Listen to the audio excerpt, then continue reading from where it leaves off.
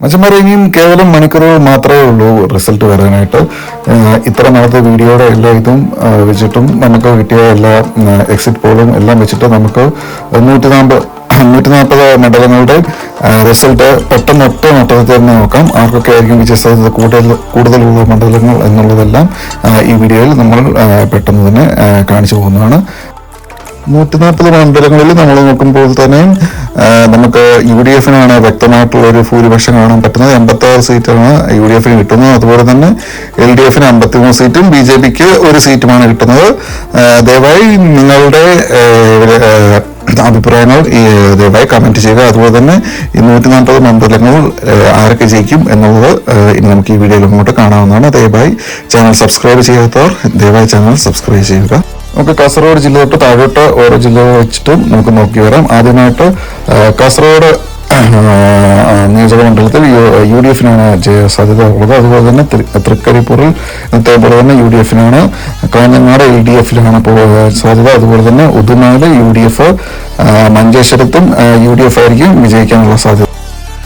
അടുത്ത ഇരിക്കൂർ നോക്കുകയാണെന്നുണ്ടെന്നുണ്ടെങ്കിൽ ഇരിക്കൂർ UDF ശക്തമായിട്ടുള്ളൊരു ജയസാധ്യതയുള്ള മണ്ഡലമാണ്. അതുപോലെ തന്നെ കണ്ണൂർ മണ്ഡലം എടുക്കുകയാണെന്നുണ്ടെങ്കിൽ UDF അഴീക്കോട് LDF മേഖലയായിരിക്കും. അഴീക്കോട് ജയിക്കുന്നത് LDF ആയിരിക്കും. അതുപോലെ തന്നെ തളിപ്പറമ്പില് UDF ആയിരിക്കും. കല്ലിശ്ശേരിയിൽ LDF ആയിരിക്കും. പയ്യന്നൂരിൽ LDF വിജയ സാധ്യതയുള്ളത്. പേരാവൂർ നോക്കുകയാണെന്നുണ്ടെങ്കിൽ UDF ആയിരിക്കും വിജയിക്കാൻ സാധ്യതയുള്ളത്. അതുപോലെ തന്നെ കൂത്തുപറമ്പില് LDF ആയിരിക്കും ജയിക്കാൻ സാധ്യതയുള്ളത്. അതുപോലെ തന്നെ മട്ടന്നൂരിലും LDF ആണ്. തലശ്ശേരിയും LDF ആണ്. ധർമ്മടം പിണറായി വിജയൻ മത്സരിക്കുന്ന ധർമ്മടത്ത് എന്തായാലും LDF ജയസാധ്യത. ഇവിടെ കൂടുതലും LDF ഒരു കുത്തകയാണ്. ഇവിടെ UDF സീറ്റ് പേരാവൂരിൽ മാത്രം കിട്ടാനാണ് ചാൻസ് കൂടുതലായിട്ടുള്ളത്. പിന്നെ പോവുകയാണെങ്കിൽ മാനന്തവാടി നിയോജകമണ്ഡലത്തിൽ UDF കൽപ്പറ്റയില് UDF ആയിരിക്കും. സുൽത്താൻ ബത്തേരിയിലും UDF ആയിരിക്കും. ഇതെല്ലാം മുസ്ലിം ലീഗിന്റെ കുത്തകയായിട്ടുള്ള മേഖലയൊക്കെ ആയതുകൊണ്ടൊക്കെ തന്നെ ഇവിടെയെല്ലാം UDF വ്യക്തിപരമായിട്ടുള്ളൊരു ഒരു മുന്നേറ്റമായിരിക്കും UDF ഇവിടെ ലഭിക്കുക.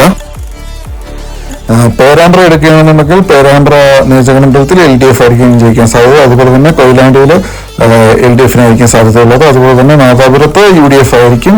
അതുപോലെ തന്നെ കുറ്റ്യാടിയിൽ UDF ആയിരിക്കും ജയിക്കാൻ സാധ്യത. അതുപോലെ തന്നെ വടകരയിലും UDF.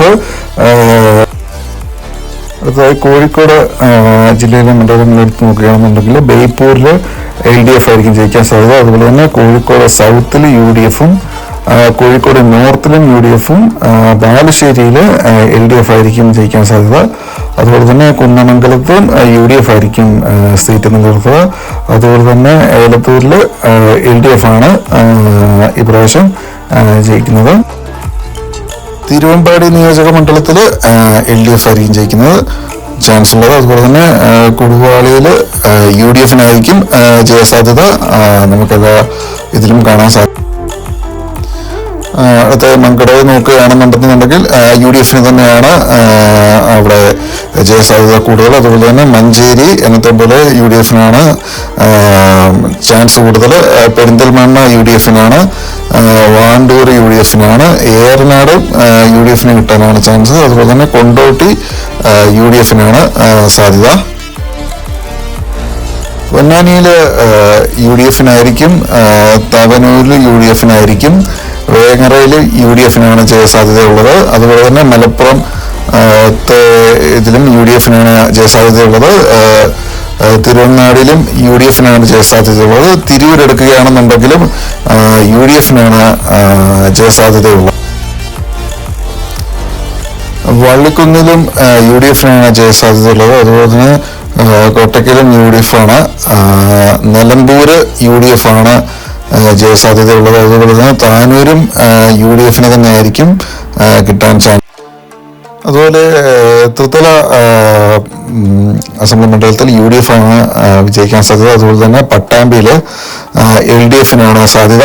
അതുപോലെ തന്നെ കോങ്ങാട് UDF-നാണ് സാധ്യത. അതുപോലെ തന്നെ ഒറ്റപ്പാലം എന്നത്തെ പോലെ LDF-നാണ് സാധ്യത. ഷൊർണൂറും LDF-നാണ് വിജയ സാധ്യതയുള്ളത്. അതുപോലെ തന്നെ മണ്ണാർക്കാട് നിയോജക മണ്ഡലം എടുക്കുകയാണെന്നുണ്ടെങ്കിൽ UDF-നാണ് സാധ്യത. അതുപോലെ തന്നെ ആലത്തൂരിൽ LDF ആണ് വിജയിക്കാൻ സാധ്യതയുള്ളത്. അതുപോലെ തന്നെ നെന്മറയിലും LDF-നാണ് വിജയ സാധ്യതയുള്ളത്. ചിറ്റൂര് എന്നത്തെ തന്നെ UDF-നൊപ്പമാണ്. അതുപോലെ തന്നെ താഴൂര് LDF-നാണ് വിജയ സാധ്യതയുള്ളത്. പാലക്കാട് ഒരു ത്രികോണ മത്സരം തന്നെയാണ്. രമേശ് പിഷാരടിയും ശോഭാ സുരേന്ദ്രനും അതുപോലെ തന്നെ LDF സ്ഥാനാർത്ഥിയും. പക്ഷെങ്കിൽ രമേശ് പിഷാരടിക്ക് തന്നെയാണ് വിജയ സാധ്യത കൂടുതലായിട്ട് കാണുന്നത്. അതുപോലെ തന്നെ മലമ്പുഴയില് LDF തന്നെയാണ് വിജയ സാധ്യതയുള്ളത്. അത് ചേലക്കര നിയോജക മണ്ഡലം നോക്കുകയാണെന്നുണ്ടെങ്കിൽ LDF-നാണ് വിജയ സാധ്യതയുള്ളത്. അതുപോലെ തന്നെ കുന്നംകുളം LDF-നാണ് വിജയ സാധ്യതയുള്ളത്. ഗുരുവായൂർ UDF-നാണ് ഇന്നത്തെ പോലെ തന്നെ. അതുപോലെ തന്നെ മാനലൂര് UDF-നാണ് വിജയ സാധ്യതയുള്ളത്. അതുപോലെ തന്നെ വടക്കാഞ്ചേരി നോക്കുകയാണെന്നുണ്ടെങ്കിലും UDF-നാണ് വിജയ സാധ്യതയുള്ളത്. ഓലൂര് LDF ആയിരിക്കും വിജയിക്കാനുള്ള ചാൻസ് കൂടുതലായിട്ടുള്ളത്. തൃശ്ശൂർ നിയോജക മണ്ഡലത്ത് UDF ആയിരിക്കും വിജയ സാധ്യതയുള്ളത്. അതുപോലെ തന്നെ നാട്ടികയില് LDF-നാണ് വിജയ സാധ്യതയുള്ളത്. ഇരിഞ്ഞാലക്കുട നിയോജക മണ്ഡലം എടുക്കുകയാണെന്നുണ്ടെങ്കിലും UDF-നാണ്. പുതുക്കാട് LDF-നാണ് വിജയ സാധ്യതയുള്ളത്. അതുപോലെ തന്നെ കയ്പമംഗലത്ത് LDF-നാണ് വിജയ സാധ്യതയുള്ളത്. അതുപോലെ തന്നെ ചാലക്കുടിയാണെന്നുണ്ടെങ്കിൽ UDF-നാണ് ഇത്തവണ വിജയ സാധ്യതയുള്ളത്. പെരുമ്പാവൂർ നിയോജകമണ്ഡലം നോക്കുകയാണെന്നുണ്ടെങ്കിൽ UDF-നാണ് ചാൻസ് ഉള്ളത്. അതുപോലെ തന്നെ അങ്കമാലിയിലും UDF-ആണ് വിജയിക്കാൻ സാധ്യതയുള്ളത്. അതുപോലെ തന്നെ ആലുവ എടുക്കുകയാണെന്നുണ്ടെങ്കിലും UDF-നാണ് സാധ്യത. കളമശ്ശേരി നിയോജക മണ്ഡലത്തിൽ LDF വിജയിക്കാനാണ് സാധ്യത. അതുപോലെ തന്നെ പറവൂരിലും UDF-നാണ് ഇന്നത്തെ പോലെ തന്നെ സാധ്യതയുള്ളത്. വൈപ്പിനില് വിജയിക്കാൻ സാധ്യതയുള്ളത് LDF-നാണ്. കൊച്ചി നിയോജക മണ്ഡലം നോക്കുകയാണെന്നുണ്ടെങ്കിൽ UDF-നാണ് വിജയ സാധ്യതയുള്ളത്. അതുപോലെ തന്നെ എറണാകുളം UDF-ന് തന്നെയാണ് സാധ്യത. അതുപോലെ തന്നെ തൃക്കാക്കര എടുക്കുകയാണെന്നുണ്ടെങ്കിൽ UDF-നായിരിക്കും വിജയ സാധ്യതയുള്ളത്. കുന്നത്തുനാട് ആണെങ്കിലും UDF-നാണ് വിജയ സാധ്യതയുള്ളത്. പിറവം എടുക്കുകയാണെന്നുണ്ടെങ്കിലും UDF-ന്. മൂവാറ്റുപുഴ നിയോജക മണ്ഡലവും UDF-നാണോ തന്നെയാണ് വിജയ സാധ്യത. അടുത്തായിട്ട് തൃപ്പൂണിത്തുറ നോക്കുകയാണെന്നുണ്ടെങ്കിലും UDF-നാണ് വിജയ സാധ്യതയുള്ളത്. കോതമംഗലവും UDF തന്നെ നിലനിർത്തും. ഇടുക്കി ജില്ലയിൽ നോക്കുന്ന നിയമസഭാ മണ്ഡലങ്ങളിൽ ദേവികുളം ആണെന്നുണ്ടെങ്കിൽ LDF-നാണ് വിജയ സാധ്യതയുള്ളത്. ഉടുമ്പൻചോല നോക്കുകയാണെന്നുണ്ടെങ്കിൽ UDF-ആണ് വിജയിക്കാനുള്ള സാധ്യതയുള്ളത്. അതുപോലെ തന്നെ തൊടുപുഴ നിയോജക മണ്ഡലത്തിൽ UDF-നാണ് വിജയ സാധ്യതയുള്ളത്. ഇടുക്കി നിയോജക മണ്ഡലത്തിലും UDF-നാണ് വിജയ സാധ്യതയുള്ളത്. പീരുമേട്ട് UDF തന്നെയാണ് നിലനിർത്തുക. അടുത്ത നമുക്ക് കോട്ടയം ജില്ല നമുക്ക് നോക്കാം. കോട്ടയത്ത് പാലാ നിയോജക മണ്ഡലത്തിൽ UDF-നാണ് വിജയ സാധ്യതയുള്ളത്. അതുപോലെ തന്നെ കടുത്തുരുത്തിയിൽ UDF-നാണ് വിജയ സാധ്യതയുള്ളത്. അതുപോലെ തന്നെ വൈക്കം നോക്കുകയാണെന്നുണ്ടെങ്കിൽ LDF-നാണ് വിജയ സാധ്യതയുള്ളത്. ഏറ്റുമാനൂരും LDF-നൊപ്പമായിരിക്കും ഈ വട്ടം. അതുപോലെ തന്നെ കോട്ടയം നിയോജക മണ്ഡലം UDF-നാണ്. പുതുപ്പള്ളി പിന്നെ നമുക്ക് പറയേണ്ട കാര്യമില്ല, UDF-ന് തന്നെയാണ് വിജയ സാധ്യത.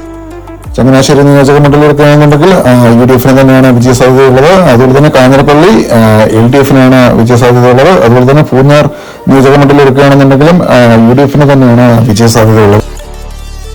അടുത്ത ആലപ്പുഴ ജില്ലയിലെ നിയോജക മണ്ഡലത്തെ പറ്റി ഒരു അവലോകനം നോക്കാം. UDF-നാണ് വിജയ സാധ്യതയുള്ളത്. ചേർത്തല നിയോജക മണ്ഡലത്തിൽ LDF-ആണ് വിജയിക്കാൻ സാധ്യതയുള്ളത്. അതുപോലെ തന്നെ ആലപ്പുഴ നിയോജക മണ്ഡലത്തിൽ LDF-നാണ് വിജയ സാധ്യതയുള്ളത്. അമ്പലപ്പുഴയിൽ UDF-നാണ് വിജയ സാധ്യത. അതുപോലെ തന്നെ കുട്ടനാട് നോക്കുകയാണെന്നുണ്ടെങ്കിൽ UDF-നായിരിക്കും വിജയ സാധ്യതയുള്ളത്. ഹരിപ്പാട് നോക്കുകയാണെന്നുണ്ടെങ്കിലും UDF-ന് തന്നെയാണ് വിജയ സാധ്യത. കായംകുളം നിയോജക മണ്ഡലം നോക്കുകയാണെന്നുണ്ടെങ്കിൽ കായംകുളം വട്ടവും UDF-നൊപ്പമായിരിക്കും. മാവേലിക്കര ഇന്നത്തെ പോലെ തന്നെ LDF-ന്റെ ഒരു കുത്തക കോട്ടയാണ്. അതുകൊണ്ട് മാവേലിക്കര LDF-നായിരിക്കും. ചെങ്ങന്നൂരും LDF-നായിരിക്കും ഈ വട്ടം കൂടെ നിൽക്കുക. അത് പത്തനംതിട്ട ജില്ലയിലെ മണ്ഡലങ്ങളെ നമുക്ക് നോക്കാം. തിരുവല്ലയിലെ UDF ആയിരിക്കും. അവിടെ ഒരു ത്രികോണ മത്സരം തന്നെയാണ്. അതുപോലെ തന്നെ റാന്നിയിലും UDF-നായിരിക്കും വിജയ സാധ്യതയുള്ളത്. അതുപോലെ തന്നെ ആറന്മുള അവിടെ ഒരു ത്രികോണ മത്സരമാണ്. വീണ ജോർജും അബിൻ വർക്കിയും രാജശേഖരനും എല്ലാം കൂടെ ചേർന്നിട്ടാണെങ്കിൽ ഇപ്പോഴും UDF-നായിരിക്കും വിജയ സാധ്യതയുള്ളത് ആറന്മുളയിൽ. അതുപോലെ തന്നെ കോന്നിയിൽ LDF ആയിരിക്കും. ജനേഷ് കുമാർ ആയിരിക്കും അവിടെ വിജയിച്ചു വരുന്നത്. അതുപോലെ തന്നെ അടൂരും UDF-ന് തന്നെയായിരിക്കും വിജയ സാധ്യത. അടുത്ത കരുനാഗപ്പള്ളിയിൽ UDF-നാണ് വിജയസാധ്യതയുള്ളത്. ചാവറയിൽ UDF-നാണ് വിജയസാധ്യതയുള്ളത്. കുന്നത്തൂര് UDF-നാണ് മേൽക്കൈയുള്ളത്. അതുപോലെ കൊട്ടാരക്കര നിയോജക മണ്ഡലം എടുക്കുകയാണെന്നുണ്ടെങ്കിൽ LDF-നൊപ്പമായിരിക്കും കൊട്ടാരക്കര മണ്ഡലം. പത്തനാപുരം UDF-നാണ് മേൽക്കൈയുള്ളത്. അതുപോലെ തന്നെ പുനലൂരും LDF എന്നത്തെ പോലെ തന്നെ ജയിച്ചു വരാനാണ് സാധ്യതയുള്ളത്. അടുത്തതായി ചടയമംഗലം നോക്കുകയാണെന്നുണ്ടെങ്കിൽ LDF-നാണ് വിജയസാധ്യതയുള്ളത്. അതുപോലെ തന്നെ കുണ്ടറ നിയോജക മണ്ഡലവും UDF-നൊപ്പമായിരിക്കും. കൊല്ലം നിയോജക മണ്ഡലവും UDF-നൊപ്പമായിരിക്കും. ഇരവിപുരം LDF-നൊപ്പമാണ് ഇപ്രാവശ്യം നമുക്ക് കാണാൻ പറ്റുന്നത്. അതുപോലെ തന്നെ ചാത്തന്നൂര് LDF-നൊപ്പം തന്നെയാണ് കാണാൻ പറ്റുന്നത്. അടുത്തത് നമുക്ക് തിരുവനന്തപുരം ജില്ലയിലെ മണ്ഡലങ്ങളെ പറ്റി നോക്കാം. വർക്കലയിൽ LDF ആയിരിക്കും വിജയിക്കുന്നത്. അതുപോലെ തന്നെ ആറ്റിങ്ങലും LDF-നാണ് വിജയസാധ്യത. അതുപോലെ തന്നെ ചിറയൻകീഴ് LDF-നാണ്. നെടുമങ്ങാട് LDF-നാണ് വിജയസാധ്യതയുള്ളത്. അതുപോലെ തന്നെ വാമനപുരം LDF-നാണ് വിജയസാധ്യത. കിഴക്കൂട്ടം നിയോജക മണ്ഡലം നോക്കുകയാണെന്നുണ്ടെങ്കിൽ LDF ആയിരിക്കും കിഴക്കൂട്ടത്തെ വിജയിച്ചു വരുന്നത്. അതുപോലെ തന്നെ വട്ടിയൂർക്കാവില് UDF ആയിരിക്കും വിജയിച്ചു വരുന്നത്. അതുപോലെ തന്നെ തിരുവനന്തപുരം നിയോജക മണ്ഡലം എടുക്കുകയാണെന്നുണ്ടെങ്കിലും UDF-നൊപ്പമായിരിക്കും തിരുവനന്തപുരത്തോട്ടവും. അതുപോലെ തന്നെ നിയമമാണ് എല്ലാവരും നോക്കി ഇരുന്ന നിയമത്ത് TP ചന്ദ്രശേഖരൻ BJP-യുടെ വിജയിക്കാനാണ് സാധ്യത. അതുപോലെ തന്നെ ഈ വട്ടം BJP ഒരു സീറ്റ് തുറക്കാനുള്ള എല്ലാ ചാൻസും നമുക്ക് കാണാൻ പറ്റും. അരുവിക്കരയിൽ UDF തന്നെയാണ് വിജയിക്കാൻ സാധ്യത. പാറശാല നിയോജക മണ്ഡലത്തിൽ എന്നത്തെ പോലെ തന്നെ LDF-ന്റെ തേരോട്ടമായിരിക്കും പാറശാലയിൽ. അതുപോലെ തന്നെ കാട്ടാക്കടയിൽ LDF ആയിരിക്കും വിജയിക്കുന്നത്. അതുപോലെ തന്നെ കോവളത്ത് UDF-നാണ് വിജയസാധ്യതയുള്ളത്. അതുപോലെ തന്നെ നെയ്യാറ്റിൻകരയിൽ LDF ആയിരിക്കും വിജയിക്കാൻ സാധ്യതയുള്ളത്. മച്ചന്മാരെ, നമ്മുടെ ഒരു പ്രൊഡിക്ഷൻ വെച്ചിട്ട് UDF-ന് 86 സീറ്റും LDF-ന് 53 സീറ്റും BJP-ക്ക് 1 സീറ്റും എന്നുള്ള രീതിയിൽ 140 സീറ്റുകളുടെ ഒരു ഇതാണ് വെച്ചേക്കുന്നത്. ദയവായി നിങ്ങൾ കമന്റ് ചെയ്യുക എത്രയായിരിക്കും LDF-നും UDF-നും അതുപോലെ തന്നെ BJP-ക്കും കിട്ടുന്ന സീറ്റുകൾ എന്നുള്ളത് ദയവായി കമന്റ് ചെയ്യുക. അതുപോലെ തന്നെ മച്ചന്മാരെ, ഈ ചാനൽ സബ്സ്ക്രൈബ് ചെയ്യാത്തവർ എല്ലാവരും ദയവായി ചാനൽ സബ്സ്ക്രൈബ് ചെയ്യുക. അതുപോലെ തന്നെ ലൈക്ക് അടിക്കുക. അതുപോലെ തന്നെ ബെല്ലൈക്കണും കൂടെ എനേബിൾ ചെയ്തിടുക. Thank you.